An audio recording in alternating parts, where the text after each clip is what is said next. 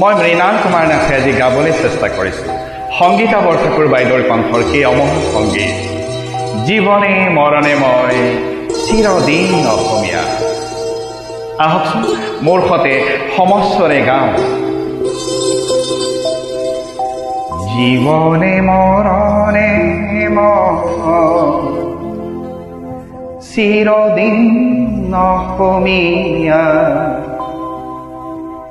জীবনে মরণে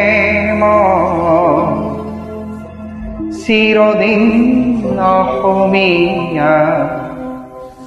অসমীয়া দেহে প্রাণে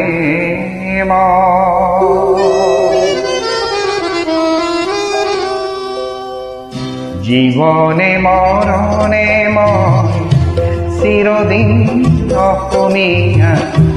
জীবনে মরণে চিরদিন অসমীয়া। অসমীয়া দেহে প্রাণে জীয়াই থাকোঁতে মই অসমৰ অসমীয়া। মৰিলেও মৰিল অসম অসমীয়া মৰিলেও মৰিল অসম অসমীয়া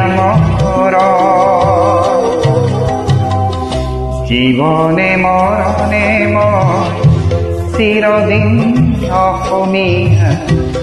অসমীয়া দেহে প্ৰাণে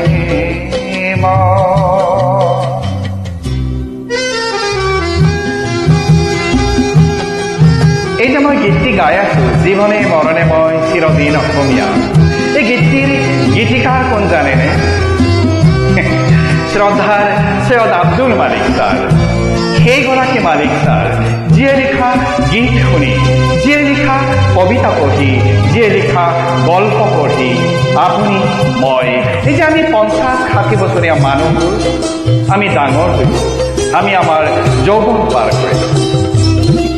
সেইগৰাকী আব্দুল মালিক ছাৰ জীৱনে মৰণে চিৰদিন অসমীয়া বুলি কোৱা মালিক ছাৰে গীতটিত এইবাৰ কি কৈছে জানেনে?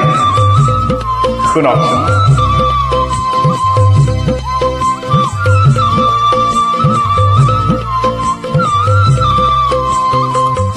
অসমৰ হকে যুঁজি অসমৰ হকে মৰো। অসমৰ হকে যুঁজি অসমৰ হকে মৰো। ধৰ্ম মোৰ জাতি মোৰ অসমীয়া প্ৰাণৰ অসমীয়া প্ৰাণৰ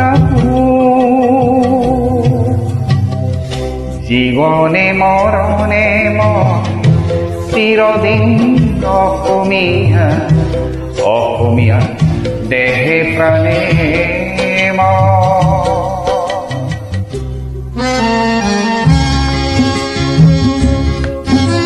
শ্ৰদ্ধাৰ শ্ৰোতা দৰ্শক, আপুনি মই এই যে আমি নিজকে অসমীয়া বুলি কওঁ কিয় হয়? কোনো ভৌগোলিক পৰিসীমাৰ বাবে নহয়, অথবা ঈশ্বৰ উপাসনা কৰা পদ্ধতিৰ সাদৃশ্যতাৰ বাবেও নহয়। আমি এই কাৰণেই অসমীয়া, কাৰণ শুনক, অসমীয়া ভাষা মোৰ, কথা মোৰ, গীত মোৰ। অসমীয়া ভাষা মোৰ, কথা মোৰ, গীত মোৰ। অসম প্ৰকৃতিৰ অসম প্ৰকৃতিৰ চিনি পাম, বুজি পাম সমৰণ পৰৱতো মোৰে ভাষা অসমীয়া। জীৱনে মৰণে চিৰদিন অসমীয়া। জীৱনে মৰণে চিৰদিন অসমীয়া। অসমীয়া দেহে প্ৰাণে অসমীয়া দেহে প্ৰাণে অসমীয়া দেহে প্ৰাণে